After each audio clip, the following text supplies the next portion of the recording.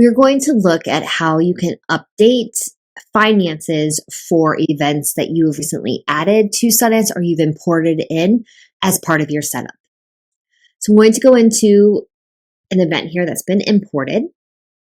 So the importation brings in the basic information, the date, most importantly, so you have an active calendar for when you're ready to go live with your sales process.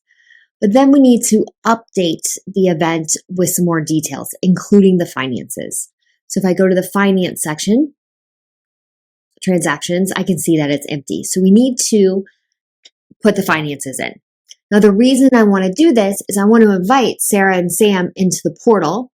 So I want their finance section to be up to date so they can see that information, provide that transparency. Alternatively, you can decide not to handle finances on existing bookings in Sonas and wait to only handle new bookings. That's up to you and how you are transitioning to Sonas at your venue. But I'm going to show you how you can update this. So the first thing we're going to do is go to the package section. In here, we're going to tell Sonas what the package is that Sarah and Sam had agreed to, the contract that they signed upon booking, whenever that was booked. So it's probably booked a year ago. So they had agreed to, looking at the contract, 80 adults. I support young adults at my venue, but they only had the 80 adults. No other guest categories were included. Additional guest is 120. If there's a young adult, it's 80, and the children are 50 for additional. And I do not include nor charge extra for evening guests. Any additional evening guest costs are associated with my food menu. And then the package. So what they are committing to as part of their payment plan. So this will not include any of their add-ins. It doesn't include the upgrades from Prosecco to Champagne or the chicken to the beef. This is what they are purchasing for their 80 adults. So if they choose, stick to the menus and don't add on anything else, and this is the total amount that payment plan is going to be based off of. So they did get the rooms. So I do have accommodation, a few rooms. And then based on this 80, we know that 1,500 was for alcohol. So I know the breakdown. And $3,000 was food, 500 for non-alcoholic, and the ceremony fee I do charge $950. You don't have to have this as its own transaction category. You can maybe include in venue services, or maybe this is part of your venue hire. And my venue hire is $5,000. So for $13,400, they're having a lovely June wedding on a Saturday for 80 people with a food menu and a drinks menu. So I'm going to hit save there. So that's what they had agreed on. Now I want to build out their finances, and you'll see why I put this in. So we're going to go to transactions, and there's two different ways I can do this. I can go ahead and utilize one of my payment plans that I've created and let it generate the payment plan, assuming that they're on a payment plan that matches one that I've just created. Or I can simply go in and put all of their previous charges, their payment 1 and 2 in as a charge and mark it as paid, say paid pre-Sonas, and then put any future charges in. I like to use the applying of the payment plan. So I'm going to say change payment plan, and it pulls through the package as I had just built it. I'm selecting my payment plan, which is my standard wedding. Generate deposit. I'm going to say yes, because I want that deposit generated because nothing's on there yet, because I want to be able to mark it as paid. Next. Now here's the kicker. Since I'm generating this today, it's using today's dates. But they had booked over a year ago. So I need to put in the dates of when they booked.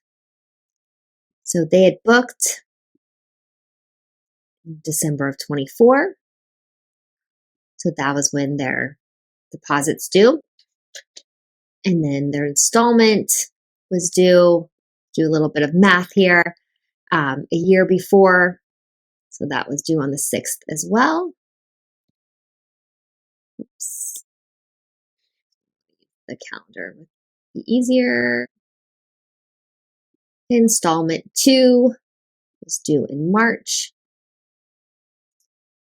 And then their security deposit is due before the event, which is $1,000. That's the escrow. And their final package payment is due 3 months before. I'm going to change this to be June. Okay, there we go. So that is their updated. So they booked and had their first installment due at time of booking because it was a year out or about 18 months out. Then they have their installment due, security deposit, final package payment. Perfect. Now I'm going to go next. And these are now in here. You can see everything due. Now I have another option here. I can go in and mark each one when it was paid, putting in the correct payment date, or I can just mark them all as paid and say pre-Sonas or something. Let me show you each way and what that will look like. So I'm going to go add payment, and here I can see everything that was due and what's coming up. So let's assume that they've made these 3 payments. So I can go in and just mark all 3. Next, how they paid them. The date, I can put in today's date or whatnot. Notify customer? No, I don't want to send them an email. They know they've paid me. If I send them an email now, it just confuse me. And I can say payments made, pre-Sonas, C, and I can put my 0 for invoices or something like that. So you know what the deal is there. I have gratuity turned on in my venue, so I probably need to turn that off. So ignore that part. And then I'm going to go confirm. And now I'm showing that all of these have been paid. You can see what they are. You can see that they've been paid pre-Sonas, C0 for invoices, something like that. All the information is there.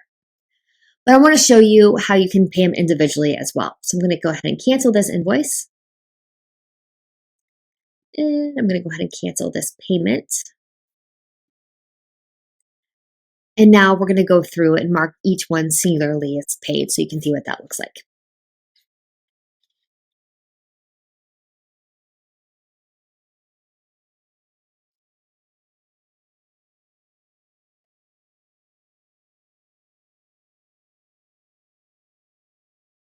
So to mark them singularly, we're still going to go to add payment.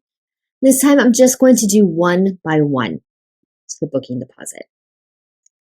Next. Say they did card on site. When they paid, you can ignore these drop downs. That's from the computer. My Chrome browser settings, I should say. Paid it on the day. Notify customers, no. And then say paid pre-Sonas. And I could say something like it's 0 invoice. So I have reference of the invoice number where this is captured. And I still have gratuity turned on. Take that off. See what that looks like. And confirm. Finish. And now I have a singular invoice raised. So you would repeat that for each installment or charge that they have paid. So you could have multiple invoices, or you could use the lump invoice, which I showed you previously. Whatever works for you, however you want to present that information to your customer. But by doing that, now when I give Sarah and Sam portal access, they can go in and tell me that they've paid this here in a couple months and go and report this charge being paid. So they're going to get comfortable with the finances. Also, I'm soon going to give them access to the menus where they can be adding food upgrades and adding their guest list in and generating the charge for the extra 10 guests or whatever. And that's going to work because I have the package information in. So when they add guest 81, 82, 83 and lock that section, the correct charges are going to be generated for them.